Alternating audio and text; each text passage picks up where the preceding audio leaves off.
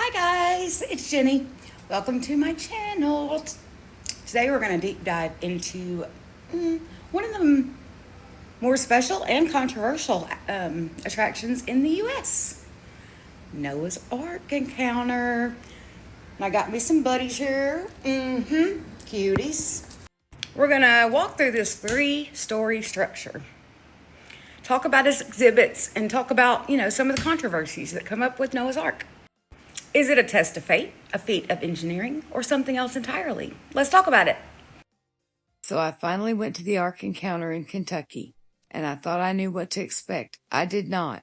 You see pictures online and you're like, oh, cool, big boat. That's impressive. And then you walk outside and see it up close and you're like, oh, wow. As you approach the Ark Encounter, the first thing that hits you is the scale. You see it from the shuttle bus, and it just keeps getting bigger and bigger. It's 510 feet long, 85 feet wide, and 51 feet high. To put that into perspective, it's about 1.5 football fields long and as tall as a 5-story building. The dimensions are taken directly from the Bible in Genesis chapter 6, using the ancient measurement of a cubit. The creators used a 20.4-inch cubit for their calculations. Seeing it in person, you start to realize this wasn't just a small boat. The Bible describes a colossal vessel. This is a full-scale replica at Ark Encounter. I'm not even exaggerating. I tried to get the whole thing in one picture. It did not fit. My camera said, "Ma'am, no." Walking up to it felt kind of surreal. Like, this is a story I've heard forever, and now I'm about to walk inside it. Okay, stepping inside is a truly immersive experience. The moment you walk up the ramp and enter the first deck, you're greeted by the sounds of a thunderstorm and caged animals. It's designed to transport you back in time, to imagine what it might have been like for Noah and his family. The first deck is all about the animals. You'll find rows and rows of cages and enclosures. Now, a common question is, how could all the animals in the world fit on the Ark? The Ark Encounter addresses this by explaining the concept of kinds. The idea is that Noah didn't need to bring every single species of dog, for example, but just a pair of the dog kind. From those two, all the different breeds of dogs we see today could have descended after the flood. The exhibits showcase lifelike models of these animal kinds, including some you might not expect, like various dinosaurs. The inclusion of dinosaurs is definitely a major talking point here. The creators believe that dinosaurs coexisted with humans and were on the Ark as well, likely as juveniles to save space. Then you start seeing how they imagine daily life on the Ark. Huge ceilings, animal enclosures, food storage, handmade baskets, clay jars, tools, water systems. It makes it feel less like a museum and more like you stepped into someone's workspace, and I'm walking through like, okay, but who was on poop duty? Because someone had to ask the real questions, but honestly, it does make you think. Like, how would this have worked?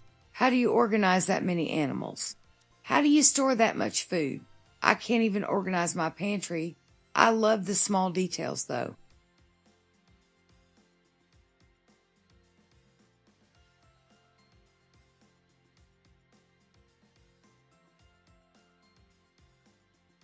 As we move up to the second deck, the focus shifts to the pre-flood world and the mechanics of the Ark itself. There are detailed exhibits about how Noah's family might have managed feeding and watering thousands of animals. You'll see clever systems for waste removal, food storage, and ventilation.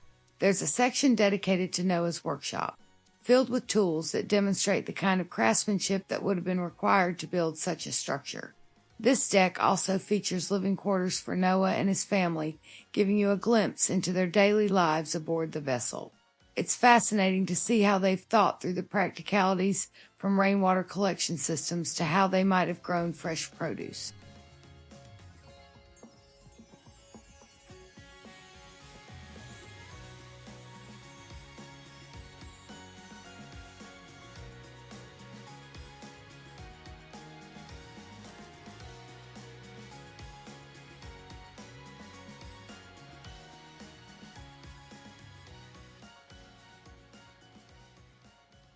According to the Bible, in the book of Genesis, God sent the flood because human wickedness had become widespread across the earth. People's thoughts and actions were continuously evil, and violence filled the world. The flood was described as a judgment meant to cleanse the earth of this corruption, while preserving a remnant of life through Noah, who had found favor with God.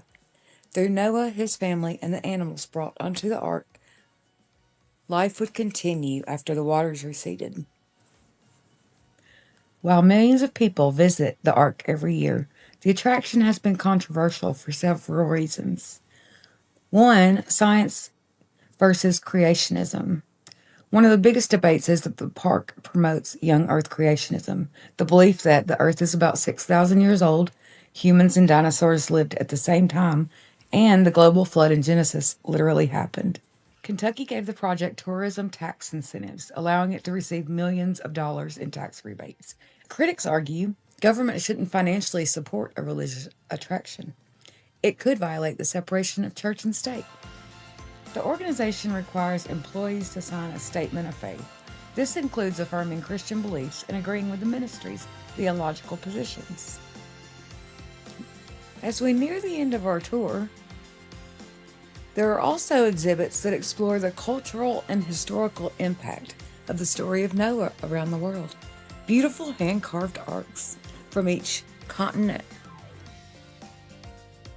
Visiting the Ark Encounter is an experience that makes you think. It challenges you to consider the biblical narrative in a tangible way.